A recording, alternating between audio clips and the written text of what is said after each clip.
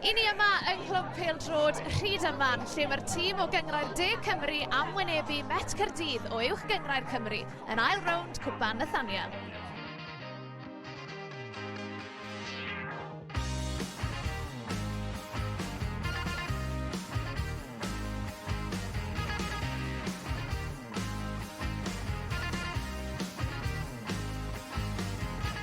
Ar ôl dechreuad da i'r tymor, mae tîm Griff Harrison yn weched yng Nghyngrair y De ac yn gobeithio achosi sioc yn erbyn y myfyrwyr.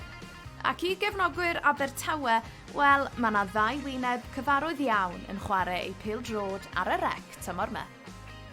Mae'n briliant cael Lee a Leo yma, mae pawb yn nabod nhw wario Abertawe, ond i ni, maen nhw jyst yn boys nice a maen nhw'n ffain a beth maen nhw'n gwneud i droi'r profiad o'n nhw, so mae Lee wedi bod yn wario yn Cymru yn blynyddoedd. A ers bod Leo wedi bod yn y blwyddyn hyn, mae wedi bod yn briliant. Mae'r cefnogwyr nôl sydd yn briliant achos mae'r chance yn dod mas, mae fel bod lawr y Liberty yma ar y funud. Well, I think obviously a big pull for me was obviously Lee being here and Andy Robinson at the time.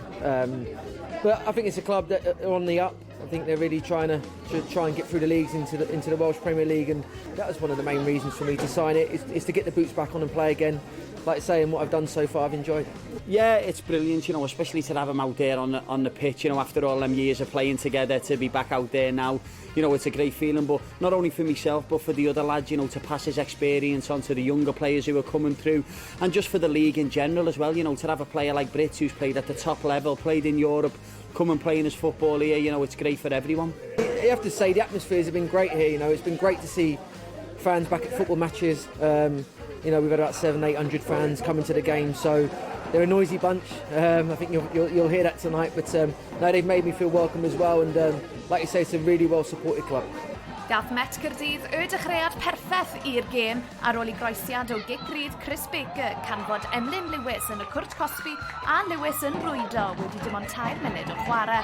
A nath I ddim cymryd hir i'r myfyrwyr sgorio'r ail. Ar ôl I Rhydaman methu a chlirio'r bêl o'r cwrt Cosby, nath y bêl disgyn I Adam Rosgrow. Nath ail ymuno â'i hen glwb o'r seintiau newydd dros yr haf. Ar yr hanner, yr ymwelwyr oedd ar y blaen o 2 gol I 0, a pharhaodd y goliau I ddod yn yr ail hanner hefyd. Matt Chubb yn rwydo'r drydedd ar ôl 66 o funudau cyn I ergyd Chris Baker sicrhau'r fydd y goliaeth i'r myfyrwyr yn eiliadau ola'r gêm. Sgôr terfynol ar y rec, Rhydaman 0, Met Caerdydd 4. I thought first half we done well, you know, when you concede that early, it's always going to be hard when you're playing against a side that the quality that they've got as well.